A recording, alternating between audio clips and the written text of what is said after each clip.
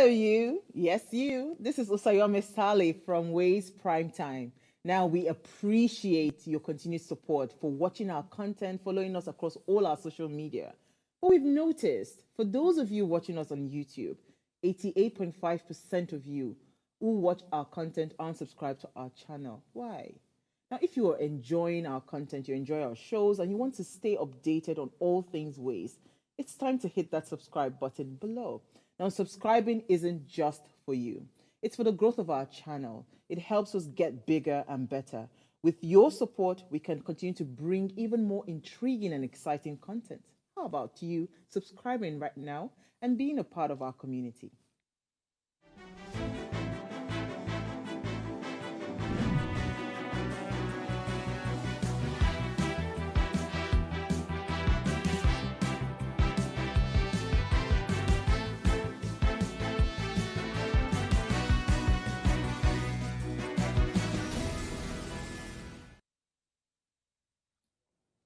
Good morning and welcome to today's edition of Ways Breakfast. Hashtag what are you saying? It's always a pleasure to have you with us as we explore important topics that impact our everyday lives. So whether you're tuning in from home or on the go, we're here to spark insightful conversations and help keep you connected. We value your opinion, so feel free to join the discussion by calling our phone lines. Let's get into it and make this a great start to the day. As always, we bring expert guests to help contribute their expert views to the conversation, and today would not be any different. My name is Oluchi Omenka, and this is me saying, welcome to the show. Of course, I'm not riding solo. I'm here with the ladies. Good morning. Hello. Good morning. So how are we doing today? Let's start from Please, you. I used to hit that awkward silence every time I'm asking about how you're doing. Everybody's like, Asha's come again with her questions. But honestly, how are we doing today? How are we coping with the whole... I've never really asked how we've been coping with the whole economic situation, the strain, seeing you at work every day. I mean, still smiling through it all, even though sometimes you frown behind the camera. I don't want to open anybody's... But how are you doing, honestly?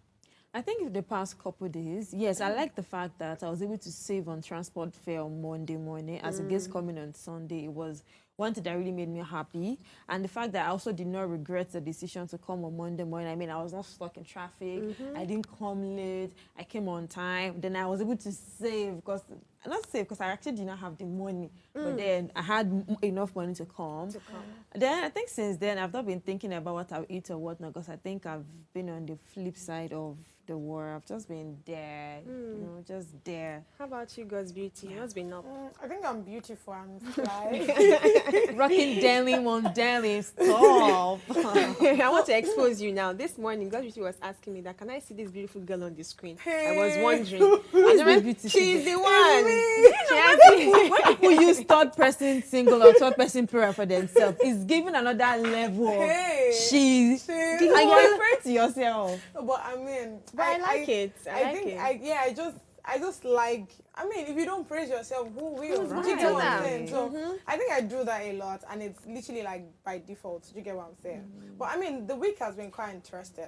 I'm learning a lot. There are a lot of things that I really need to relearn, and I think I'm on that foot right now. Oh yeah, speaking of that, yesterday's conversation sparked thought and reaction. But honestly, I missed yesterday. Oh please, you did. I'll go check it out. Please, you also it was very did. Go insightful check it out. because literally even after the conversation, we now had like after conversation, everybody sat on the floor. Everybody sat down and we were talking. Because, Are you serious? No, the truth is, you see, when it comes to character and all of these things, it's things that you have to learn as you grow. Do you get what I'm saying? There are certain characters that I actually do in my house that it's kind of normal, and that's probably because we're two, right? So there's nobody that I'm actually speaking ill of, and I think because we are two, so somehow by default setting, it's just a normal thing to always take care of my sister. It's a normal thing to take care of every other person, and I think I'm somehow like a bit of a selfish person, right? So I think about myself. Yeah, I think about myself a lot, and that's the truth. And that's the only way you can move forward. You have to first of all be aware of your problem,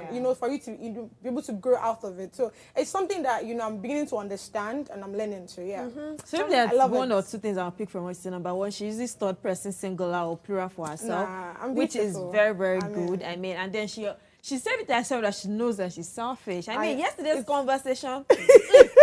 I so love spot that on. we're very pro-growth because growth mean, is being self-aware. constant. Growth is learning, relearning, unlearning. Unlearning, yeah. And that's what we're doing. So who's going to ask me how I've been? How are you doing, baby? Aisha, please. I need to be loved at this point, but I've I been love good. you now. Come on. Please. I beg, I've been quite sober this week. I mean, very Sorry. sober. Not my usual, playful Yeah, self. me I too. think. I don't know why, but I need to bounce back. Maybe when I sorry. see some credits a lot. Just kidding, please. I don't understand what you're But talking actually, about. I took the stance of being sober this week. Like from Sunday, I just realized that I wanted to be a bit calm, like listen to my inner thoughts and internalize a lot of things. Do you understand? Because everywhere is noisy. Everywhere is so noisy. And I'm talking of the normal noise in entering motor and they're shouting. The society is noisy. The news is noisy. The media is noisy. Workplace is noisy. Family is noisy. I guess you need to At get some away. point, like can we resort. calm? Can we breathe? Sorry. So I said, this week I'm going to be very sober. Not too much talk. Just do your work. Eat well, rest, and Mine is see. so I love unintentional. I'm just there. That's why I said I'm not even thinking about the economy. I'm not thinking about not having food on my table. I'm just like very low morale, estrogen zero, androgen zero. Please don't call the hormones that do not exist androgen care.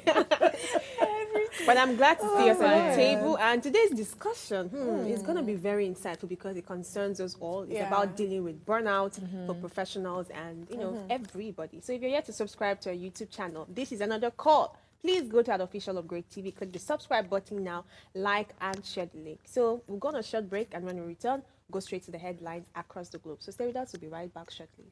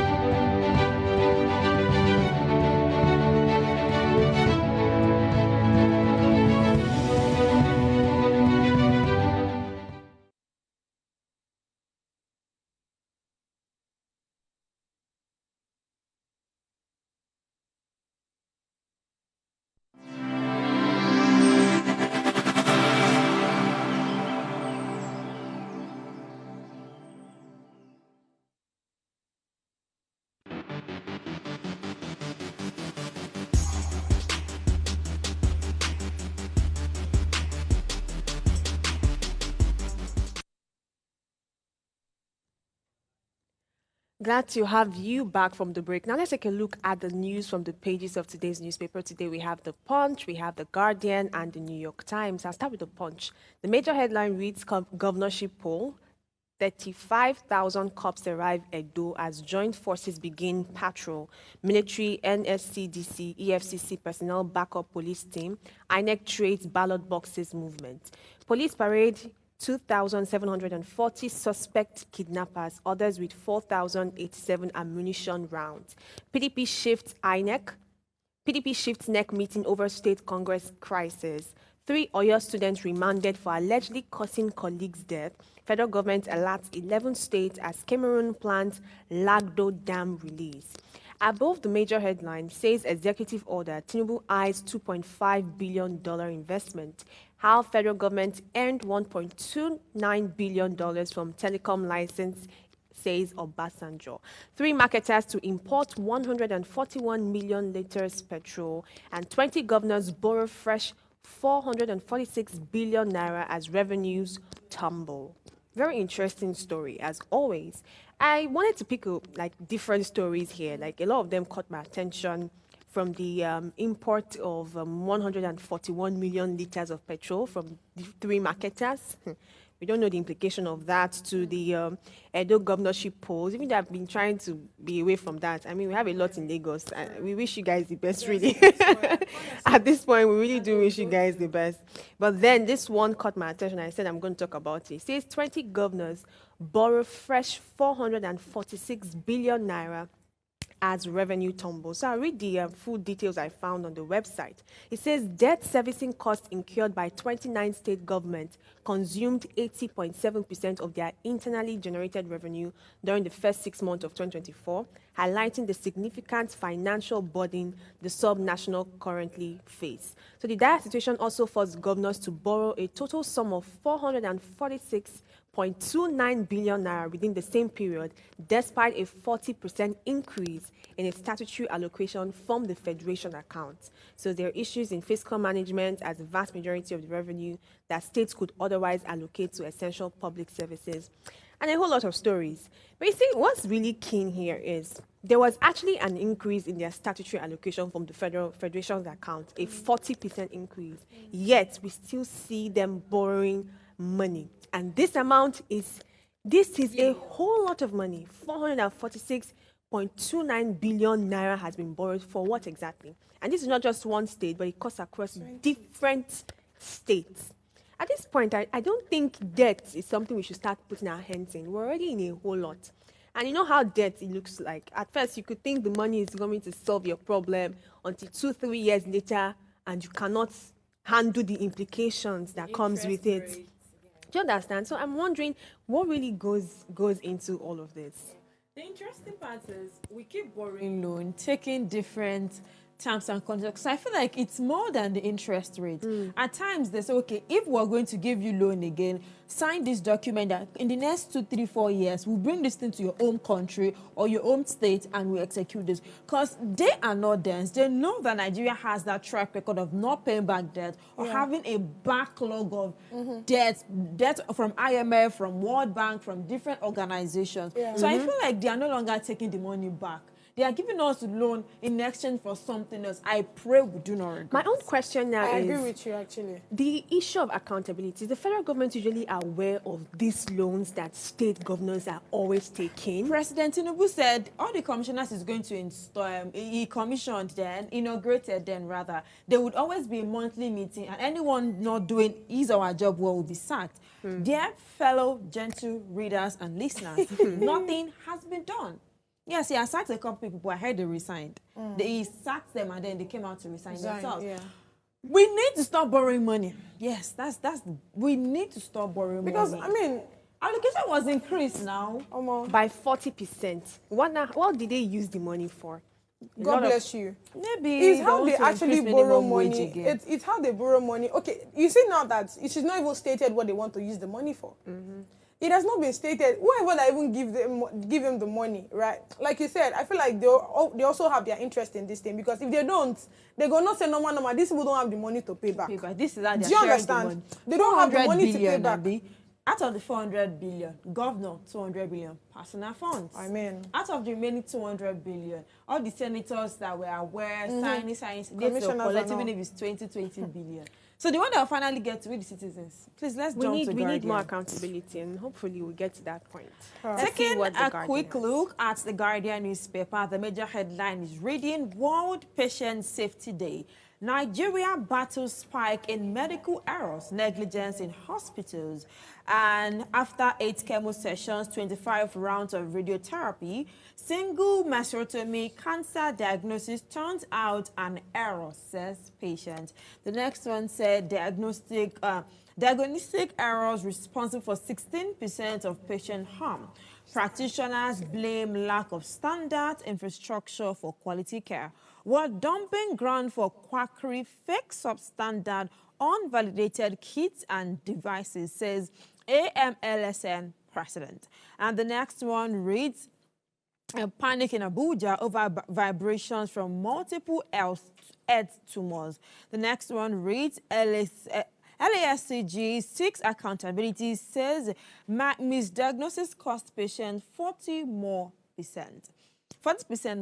Nigerians on flood alert as Cameroon's Lagdo Dam releases water. INEC taxed on credibility as 37 379,000 plus PVCs uncollected in Edo State. Court rejects Lagos AG's move to stop 1.35 billion fraud cases. Federal government to unbundle 105 government colleges.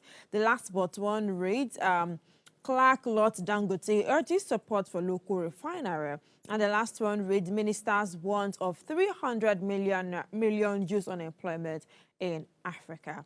And the one that piques my interest is on the World Patient Safety Day. This is something that has been happening not only in Nigeria but across the world. The patients are oftentimes not taken care of, most especially in government hospitals. Even in private hospitals, it happens a lot. So today is a day for doctors to please ensure that while carrying out surgery, while taking tests on any patient, their life is as important as a gold medal at that time. Attend to them diligently. A friend still said yesterday that the last time he went to Abuja hospital, Grandpa something, to complain about malaria, he said they didn't allow him to talk. Before there's headache, they know it's malaria. They didn't even allow him to. That happens a lot in. So our patients yes, we have a lot. We know there is a number of patients each doctor should attend to in a day. We understand that the population right now is a lot and we don't have more doctors. Everybody is trying to travel out as fast as they can. Before they even sign out, the next day you're already seeing them in Canada. We understand. But please, even if it's 5 patients you can attend to, try to attend to them with all your heart. Don't make mistake while doing surgery. Listen to their complaint. Well, if I say I have headache, it doesn't necessarily mean I have malaria. Headache can be caused by stress. It can be caused by migraine. It can be caused by different things. Also, patients, while going to the hospital, be 100% straightforward with your doctors. Don't when was the last time you had sex? Say the last time you had sex. Because when was the last time you treated for malaria? Say the last time you treated malaria. Did you finish your dose? Be honest with your doctor because that is your saving grace at the time. That's it from the page of the Guardian newspaper. All right, let's see what the New York Times has for us. All right, so let's quickly leave the whole Guardian newspaper. yes, New York Nigeria Times. Nigerian newspaper. Let's quickly move on to the New York Times. All right, but the left side of the newspaper, we have the anger that defines and threatens Trump, outrage dominant political landscape. But the right side of the newspaper, we have severing life while Russia promotes city. Next to that, World says if the Minnesota nice plays a sun belt. Bottom of the newspaper, vanguard of sickle cell free patients finds a long hard road. Then the next after that is the NY case tied to a way China seeks influence. All right, the headline I want to quickly address is about Honorable Trump. He has here the anger that defines and threatens Trump, outrage dominant political landscape. So in 2023, political anger and violence are becoming a big issue in the United States, especially after Donald Trump, especially around Donald Trump. After Trump forcefully accused the Haitian immigrants of doing terrible things, bomb threats were made in Ozai town and people were scared. Then a former Trump supporter tried to shoot Trump at his Florida golf course, but was stopped by Secret Service. What is important is that violence in politics is becoming more normal. Even though these events were serious, both Trump and his rivals, that's Biden and Harris, kept their campaign going as usual. They even used the incident to gain support from their followers. Trump, instead of calming the situation, blamed the violence on his political opponents, showing how divided and angry the political scene has become. The main point is Trump's political style is full of anger and accusation, both encourages and attracts violence, making the political climate more dangerous and unstable. Now, is this the person that you said you're in support with or in support in? How can you see which kind right is that one? Because I mean, with I'm so sorry, ma'am. But look at what New York Times is telling us here. Like, yes, let me quickly New take York that. Times One out of is telling us. New York Times. If you listen to Al Jazeera, listen to BBC, They have exactly their own way of telling their story. I'm so sorry. Like, these two people are for Trump. I'm sorry. Maybe not. Somewhere in But the I middle. mean, according to what, according to the New York Times, right, it's just showing now that, I mean, we already know of the whole violence that's going on in the United States. And the fact that, you know, Trump is just I think both of them actually are using this to gain their own followers. So today we are hearing so person is that attempted assassination and the rest of it, and they are just telling people that follow suit that, oh, for them to want to kill this person must be, you know, the savior or the Jesus Christ of the United States. But I mean, fingers crossed, let's just see how it goes. I just hope I mean, like you said, right, probably this is just, like you said, this is just one out of the many people that are coming to say Many different things commentaries about on Trump. it. Yeah. But from the New York Times, it's not looking like they actually even like Trump in the first place, because they're just, I mean, right from the beginning when we started this whole Trump thing, they're always from the negative part, or probably how they see Trump, Yes, you know. there are usually a lot of biases when it comes to like talking about some of On it. a final note, I feel like Donald Trump should open a YouTube channel. Hey! It's time. All this drama. Just open one. Well, And he's going to have a lot of subscribers, I a lot of mean- people. But I'm really curious, why have there been a lot of violence in the United States politics so far? I don't think I've heard of violence this much as the current one that is ongoing. Again, I think it's probably the persons that are in it in the first place. I mean, Trump was also, I mean, this is the first time Trump is running for Yeah, it's not the presidency. first time. The other time he ran, I don't think we recorded this much violence. I think that's probably the old threatening thing we've been talking about. I think the Trump regime and probably his supporters and all are a bit threatened by Harris and all, because even before Harris came to play, there are not much of these things now. We're not even hearing the whole violence In Nigerian thing, not until politics, Harris politics came is in. a game of number, but there, at the moment, it's a game of emotions. Yeah.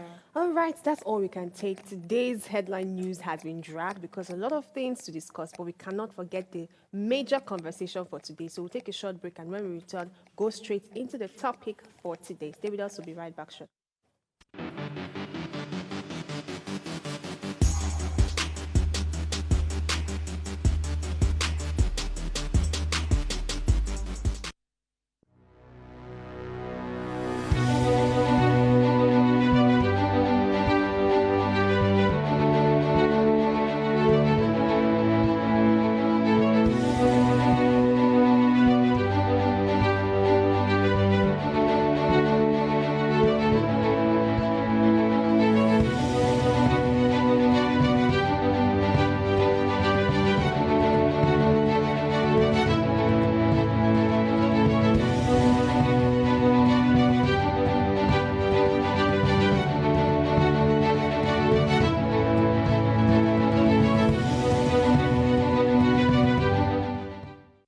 Imagine the world where the voices of the youth finally get the spotlight they deserve. Welcome to Ways Breakfast, the groundbreaking show where young minds unite together to tackle issues that truly matter. We're flipping the script on traditional morning talk shows, and this is your chance to hear the youth speak out. We're not just skimming headlines, we're diving deep into the heart of topics that impact us all. From politics to governance, tech innovations, mental health, and trendy social issues. We don't just discuss, we ignite conversations that inspire change and spark action. Join us every morning for fresh, young, and vibrant perspectives. That empowers the next generation to make a difference. Start your day right with Ways Breakfast, because when the youth speak, the world listens. Ways Breakfast, weekdays at 8 a.m. live on Upgrade TV. What are the things that would make Nigeria an easy place to do business in? I think the first place for me where I would start is actually brand Nigeria. There's something you said about made in Nigeria products. I remember many years ago when the sort of Buy Nigerian movement started, right? It didn't happen overnight, but there was a conscientious effort, right, to get people to think Buy Nigeria. But I don't think it transcended beyond maybe the fashion industry, that sort of, it was only in certain sectors where Buy Nigerian actually, was able to take root. But today, you don't have confidence that you want to go and buy a Nigeria-made car. I remember at one point when the ride-hailing companies, I don't know which one of them, there was a whole flood of those innocent, small cars. Yes. You don't see any of them on the road anymore. So somebody asked the question around durability. We all know what our roads are like. We all know what drivers on the roads are like. And people ask themselves, what is the longevity of these vehicles, right? You know, you see really, really old, you know, foreign brands still on the road, still moving. But these particular sets of cars, at one point, you couldn't turn to your left, to your right without seeing them. They were white, so you couldn't miss them. Today, I can't remember the last time I saw one of those cars on the road. And these things stick in people's minds, right, when people see these things. So the concept for me of what is the Nigerian brand, because that alone is powerful enough in the mind of the consumer to start to say, I'm seeking out Nigerian brand. One of our major problems as Nigerians is we the Nigerians.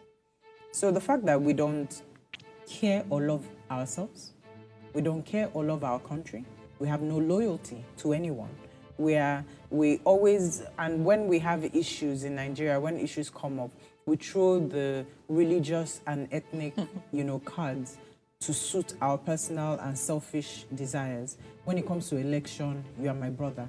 But when I get into government and I'm eating, I don't try to bring you who is educated and fit for the position, but rather I'll give it to someone who will give me a cut.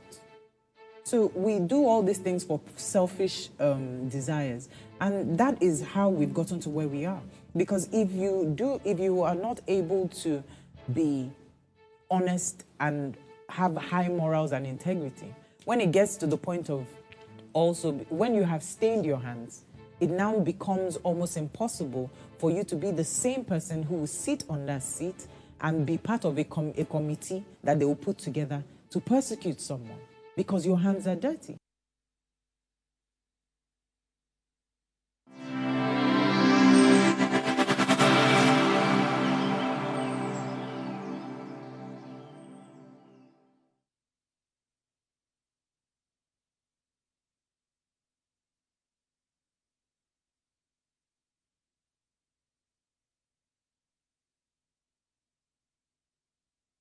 The truth is, there's really no science to preventing suicide. It hasn't been found. I think the reason it hasn't been found is because it's something that happens to the person on their own. But when people die by suicide, then you realize that there's someone close to them who knew what they were going through. Someone in his family knew that he'd been depressed. It might not be a lot of people in the family, but somebody knew. There's someone he told. There's a friend that knows too, that was just always there saying, fighting, I'm here for you, if you need anything. Or maybe they don't even have to say it in that way, but there's one person aware. So at the end of the day, because there is no way to directly say this person is going to die, I think that the most that we can do is try to, for us that are living, for the rest of the people that are still hearing us, that are still considering it, to say, because we know that one person is aware, maybe you can take the step for yourself to tell maybe a professional to get you the help that you need. Because someone like CEO of Conga, he's exposed, he's traveled, he's seen the world, he has money, he has a family. He knows that suicide isn't the way out. That's not the message that...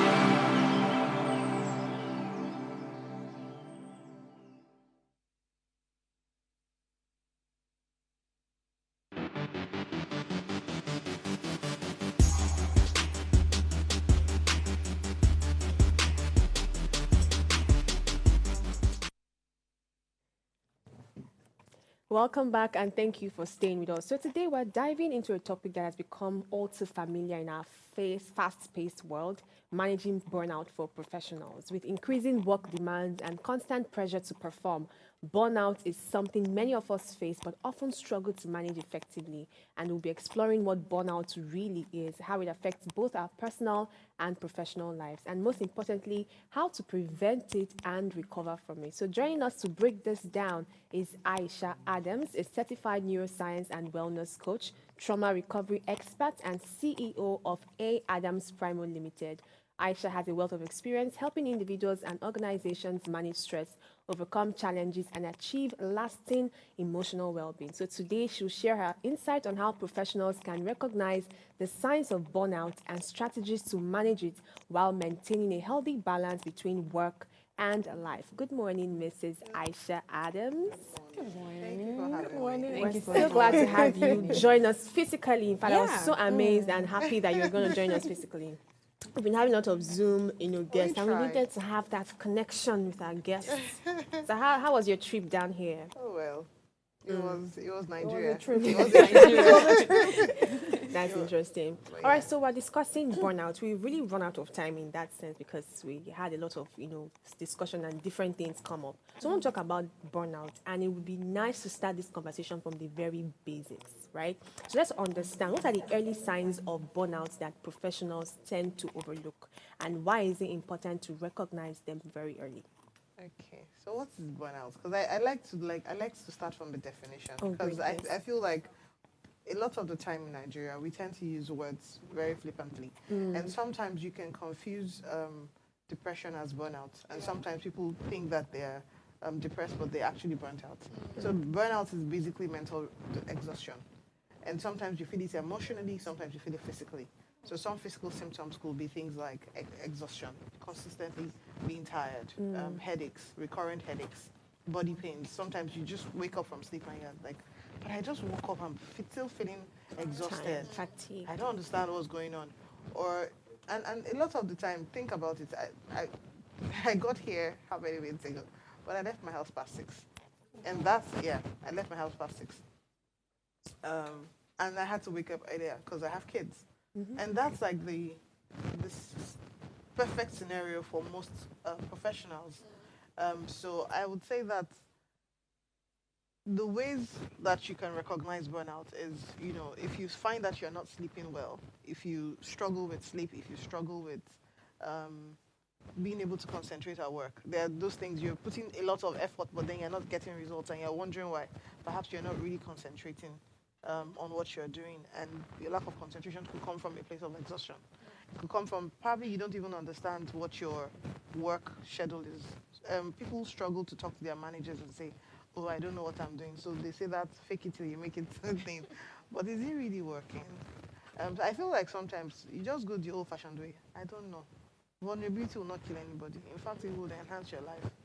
So I would say that if you are struggling with burnout, things to look out for are consistent, lack of sleep, consistent tiredness, headaches, consistently feeling disinterested. Sometimes you're snapping at people for no reason. You don't know why. And you're finding yourself disinterested in those activities that you normally would have enjoyed doing on a good day. Yesterday, September 17th, was National IT Professionals Day. I will know that the IT experts are needed in almost every sector we all play in. This set of guys, they oftentimes experience first-time burnout because there's a lot of pressure on their neck. There's a lot of pressure. There's a lot of goals to meet.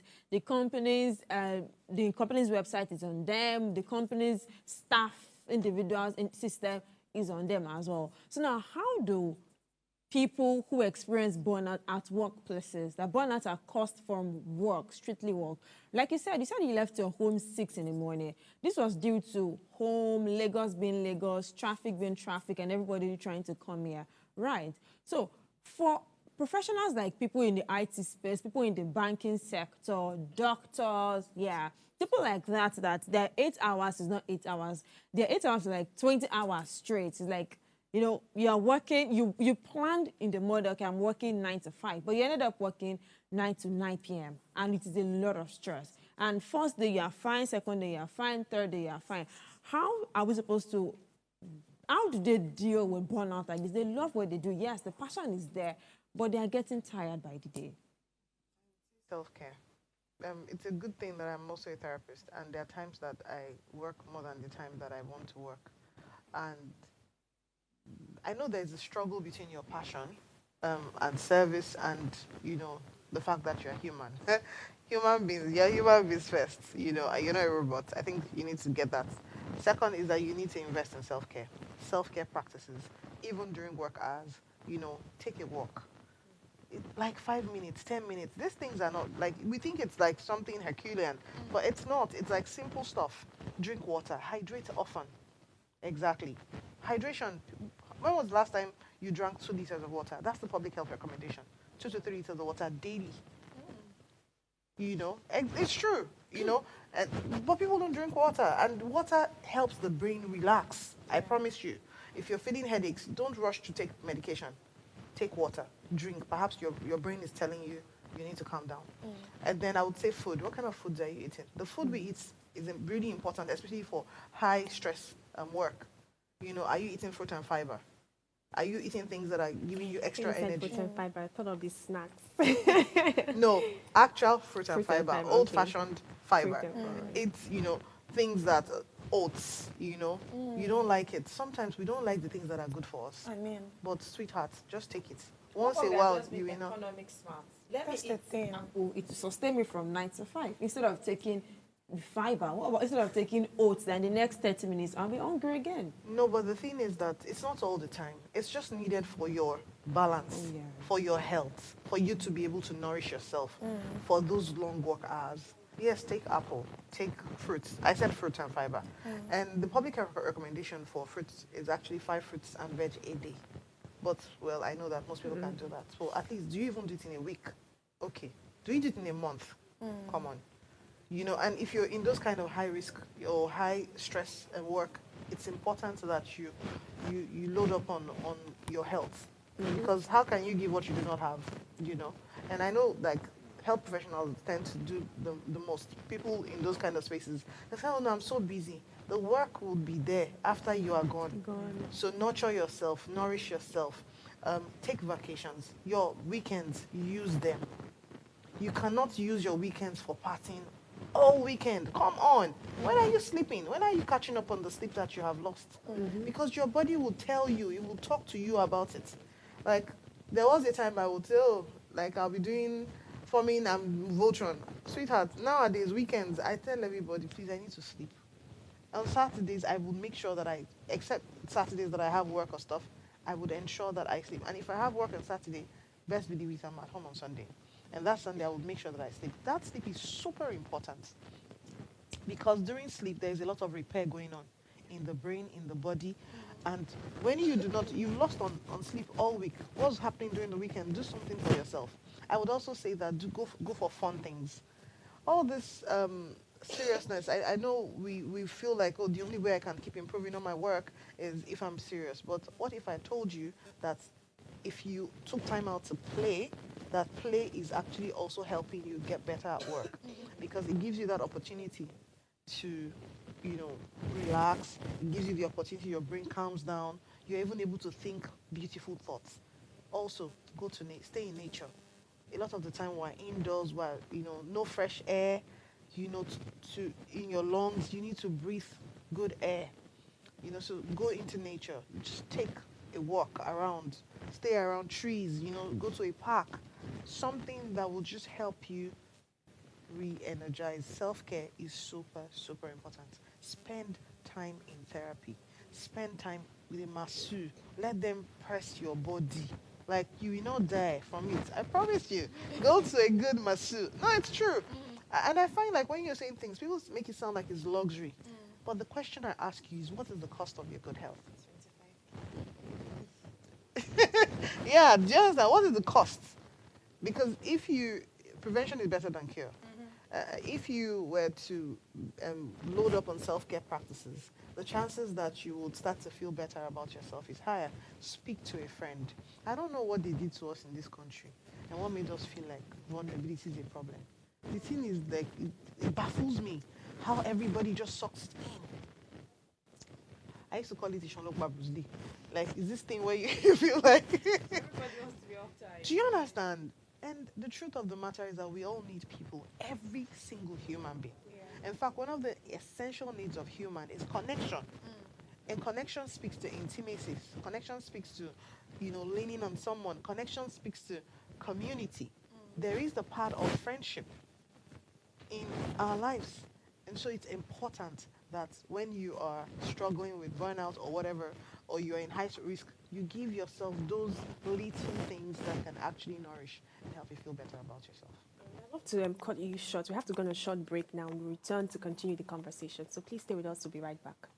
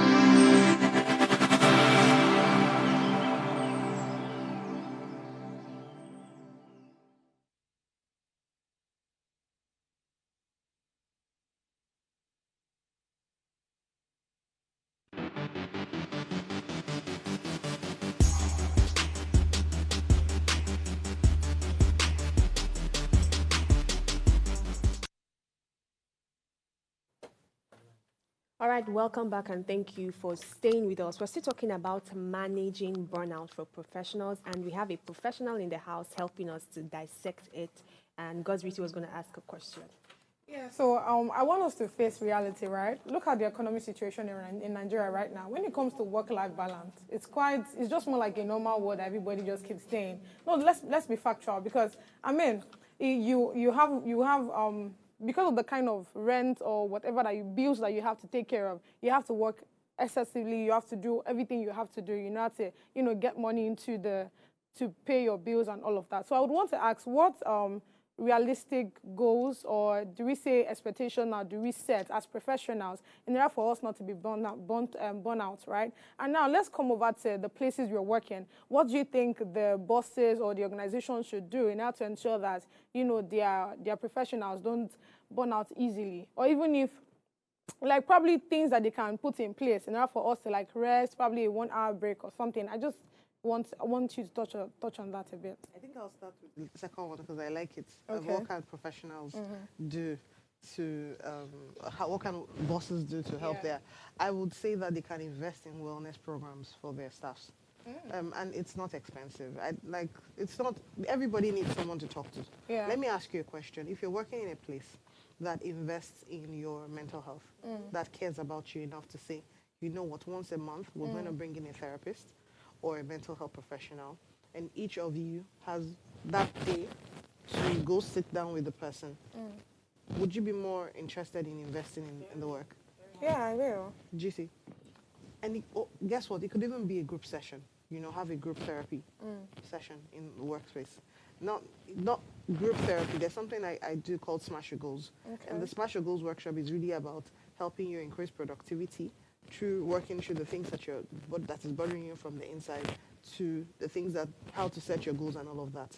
And what I find with that workshop is that when people come for it, they come out, it's almost like people are lost. They don't know when time is going. I literally have to say, okay, we've come to the end of the workshop, and then I'll check the time. I'm like, okay, we've been here all day, because they're so immersed in the experience of you're making us feel good, and I make sure that the workshop has fruits, things that I've recommended. There is water, there's fruits, there, food that would help them, so that when they are leaving, everybody's leaving happy. Imagine that kind of thing in workplaces once a month. That can be a start to helping people manage stress better. The thing is, a lot of the things that we do, think about it, we winged it. Just figuring it out along the way. You finish school, nobody tells you how to manage your time. Nobody tells you how to achieve work-life balance. We just hear those terms. And then sometimes when you even read it on social media or read it in a blog, it's not really broken down to tell you what work-life balance is. The truth of the matter is that work-life balance is different for different people. You have to understand what works for you.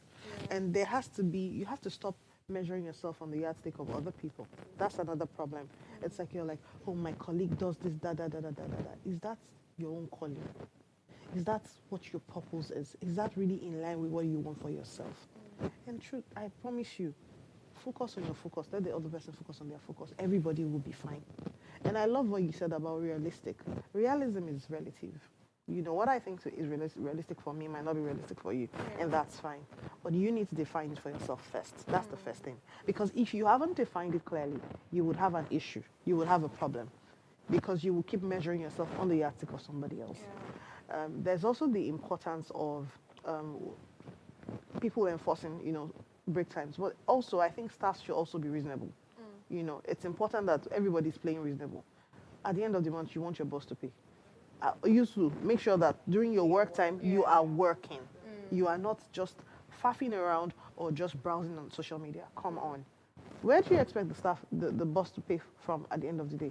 And I feel like when everybody is putting in the effort to show up excellently, everybody will be fine at the end of the day. Because when a staff is doing well and bringing in revenue or ensuring that the work is growing, the boss is naturally excited. Do you understand? Yeah. And when the boss too should recognize the fact that this person is also a human being, take time out, do fun things, help them relax, incorporate, fun activities in the workplace. Sometimes it could even just be a movie night at work, once a week. Sometimes it could just be pizza day. You know, things that just makes them feel like they are seen, heard, and appreciated. What was the first question? Sorry. So we're talking about work-life balance. You know how. What are some realistic yeah. goals? I feel, like I said earlier, realistic goals are relative. I would say that some realistic things you can do to do work-life balance would be, we want to do everything all at once. Like, so you want to, be the best in your spirituality, like in your church and mosque. You want to be, yes, you can be that. But what if you put, I say that it's not by how much you're loading on your work, it's about your consistency. So if you say, okay, you know what, I really want to serve God, but you know what, considering my work schedule, I cannot be in the church or in the mosque all the time. How can I do it? I can ensure that, 1 hour I am in my spiritual space. And whilst I'm in my work or in my home, I could put out messages, checking on people. Do something that works for you. It doesn't have to always be going out. You need to reduce and reduce the stress on even on your pockets, because every time you have to step out the house, you have to spend money that you don't even plan for sometimes. So it's about coming up with creative ways to make your life easier within the budget of what you can afford. Also, I don't know, when you said realistic, I was triggered. And I'll tell you why. I was triggered because I find that those kinds of words limit our thinking. Yes, it limits our thinking. I went to think outside the box. I said, why is there even a box? Yeah, why are we even discussing a box? Because the mind is fluid. So when you say realism, it is relative. It's realism that makes a person not go for spa. Go for the spa at the level of what you can afford. So if someone can listen to this show now and say, oh, but she said we should be going for spa. Where does she expect us to get the money from? There are people who literally do spas. You might say it's not as professional, but that's what you can afford. Go for pedicure. How much is pedicure on Tudor Law? Do you understand? That is something that would give you relief, relaxation. So I would just say that a couple of things that you can put together to help you ensure that you're having work-life balance. Number one is that plan your week early. That way, you're not stressed out every day thinking about what to eat, especially what to wear. What if I told you that research has shown that what to wear is one of the things that causes excessive stress for professionals? Oh, wow. Think about it. You are trying to look good. Yeah. There's the thing of everyone looking for validation. You don't want to go to work and someone is looking down on you. Yeah. So you're like, what am I going to wear? Do yourself a favor. Take a few hours every beginning of the week. Have an idea of what your workflow looks like. I have found that to be very helpful. The weeks that I do this, oh my God, my week goes beautifully. But the weeks that I maybe forget or because of life or children, and then cut yourself some slack. We have this thing where you say, well, I tried it did not work, so you stop. If you tried to, put things in place to achieve work-life balance, like setting, your priorities at the beginning of the week, like putting your clothes out, or like, seeking help from people, asking for your colleagues' support in task that was given at work, or, learning new things to help you improve, and you feel like it's not working, look for someone who you see as already killing it in that space. And work with them. Like, I love what you do. And that's what I do. That's one of the things that really helped me grow. The kinds of friends I surround myself with, or the kinds of people I am around at different times, are usually people that are serving me in that season. It's like, okay, I see this person. Okay, I see she smiles a lot. She knows how to manage stress. I become your friend. Because that's something that I'm trying to do. So the question is, do you know yourself enough to know what your weaknesses are and the things that are preventing you from achieving that work-life balance? Do a quick SWOT analysis. Right now, if you're listening to us, just do a quick SWOT analysis and say, what are my strengths? What are my weaknesses? What are the things preventing me from achieving work-life balance? Be honest with yourself. Once you have identified that, who are the people around me who have the skill set to achieve this? Who are doing it well? Who I can lean on? Who I can reach out to? Reach out to one or two of them and say, I am struggling in this. I need us to be accountability partners. See? Easy peasy squeezy. You can't afford a coach. You can't afford the therapist. You can afford to send a kind message to people around you. I'd love to cut you short on that one, because when you talk about relationships and community building, you mentioned something very key, that we can't do life alone, right? And we need people in our space that can help us become better. But then I want you to consider some workspaces where toxicity is the order of the day. So, people spend most of their days at work. I mean, 8 to 5 or 9 to 5, I'm at work. I'm spending the night at home. So that means most of the people I'm going to see and converse with are going to really shape in how I think and my mentality and all of that. So how do people manage a toxic space where their fellow workers or colleagues or co-workers are not really helping them become better versions of themselves? Is it just to quit the job and look for another place where I can work with the people there? So those are questions that I think people have. I feel like the first thing will be to speak to someone in higher authority. Ironically, when we're hiring in my company, this is one of the questions I ask. Like if you're working here, and what are the deal breakers for you, for example? And then I'll ask questions like, if you're working and you're having issues with your colleagues and stuff, how are you going to manage it? I think first of all is that we all need to learn a lesson or two in conflict resolution and conflict management. Sometimes not everything you call toxic. We like to throw words around. Once a word becomes used, everybody's using it. What's the meaning of toxic? Sweetheart, tell me the meaning. I'll tell you after this. No, but you get my point. No, I think I do. Yeah. People just use words. So, oh, my mental health, sweetheart. What is really your mental health? They said, do your work. You say it's affecting your mental health. Are you whining me? You did not do your tasks that were assigned to you. You say the manager calling you out on that is affecting your mental health. Is it really toxic? That's the first question. Be honest. The second is that I find that a lot of the time, we grew up in a society where keeping grudges and all of these things. Everybody's forming holier than thou. We're forming, I'm a Muslim, I'm a Christian, but really, are you acting with what you have learned? So people keep grudges. And I say, no, I'm fine. Well, good, but then you're being passive aggressive. If that is the case, perhaps what you need to do is be brave enough to go and speak to the person and say, I noticed, I'm quite bold like that. I remember being in a space one time. I was walking in that space and I just noticed some certain energy. And I felt it was coming from certain quarters. And I just went to meet the guy. I'm like, excuse me, I don't understand. You don't like me. What's the problem? Oh, that's so Yes. bold. Oh, yes. Wow. There's an adage in Yoruba. It says something along the lines of, I will talk and you answer. There's nothing. Like, it's not like I'm going to use... In a situation where the person actually still said nothing, and the person still goes ahead carrying shoulder, face, and not talk to you in the midst of others. There's something called compartmentalization. Have you heard of it?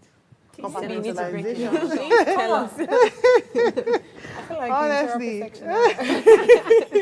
honestly, I in those kind of spaces where you don't have a choice, but you have to go through it, because I've been in those kind of spaces. And I'll tell you why you need to try and find a way around it. So there's something about the mind, yeah? If the mind, okay, let me give you a scenario. I like to give scenarios. Imagine a scenario where you were in a room and you had toxicity. Then you leave. Have you observed that when you go to another place, you'll find somebody like that person there? I agree. Yeah. You were in one school some time ago, and there was this classmate of yours, or these two people who just used to be a pain in your neck.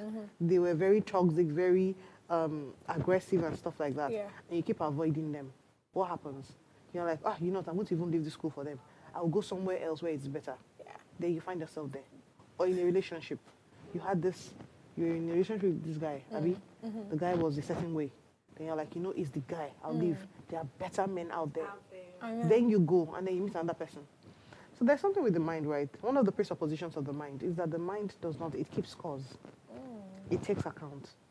So the moment you have a challenge and you did not fix it, it's almost like a file that is left unopened, unfinished business it would keep bringing it up until you resolve it. What? So I know that we have this thing where we do not like to face up to hard things.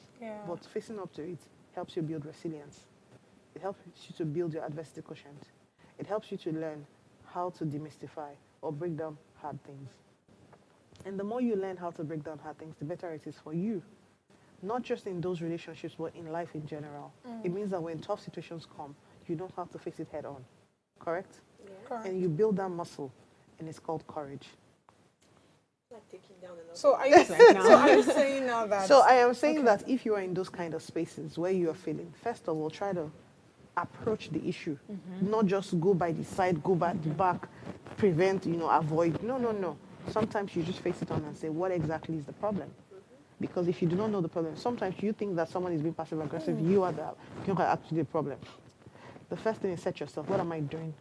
What do I need to fix about myself? What are some idiosyncrasies that I'm constantly putting up and I'm saying, that's how I am? Nobody is a tree. True. You can move. Yeah. You can change. You can work on yourself. Work on yourself first. Because when you take responsibility of those kind of situations, you find that it feels easier to manage. A lot of the time, what it is that we're looking on the outside for solutions, when sometimes the solutions are actually with you. Yeah. So work on yourself first.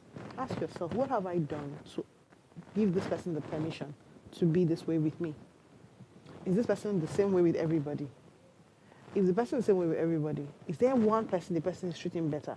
What is special about the person? What is that person doing differently? Learn it. If you have now tried everything and you see that, okay, you know what, this is really a chocolate space, then leave. But if you keep leaving every workspace, the question is, where are you going to find, where are you going to stay? Because you will meet different people. But it's about learning how to work with them. And when I say compartmentalization, I feel the thing is really about compartmentalization is effective when you learn how to set boundaries, because that's how it works. You know compartments. You keep things in compartments. You know how to put this person and say, this person, I need to work with you. I will be professional, but I understand that there is no love lost between us. So when I'm working with you, I will be careful. I will pay more attention. But I would work with you professionally. And if I see like you're not going to treat me, I will call you out or speak to someone who is higher up in authority to resolve it. And if it is unresolved, I would prefer not to work with you. I've actually had to work with someone like that. He was very chauvinistic, and he had an opinion like guys were better than women in certain things. And in that particular space, I had to work with him closely because we were like it was on a film set, ironically, and we're like co-directors and stuff. And I kept trying to avoid him. Whenever I saw him calling out other people disrespectfully, I would call him out. And when we had to do the work, I took charge and did what I had to do. Eventually, I know at some point when he saw that he was not able to undermine my work and stuff like that, he said, oh, he's going off the project. I said, fine. I took on, finished the project. The project ended up being one of the best in that space at that time. And when he did, he then came back. So it's about you defining yourself and deciding that no matter what happens, you would rise above it. This has been a very interesting conversation, and a whole lot of things have been learned today. I hope you really did take note. I was wishing I brought my pen and paper because this is free therapy session that we didn't pay for, and it's been very insightful. Thank you very much for staying with us till tomorrow again, 8 a.m. to 9 a.m. This is Still Ways Breakfast. Stay sharp.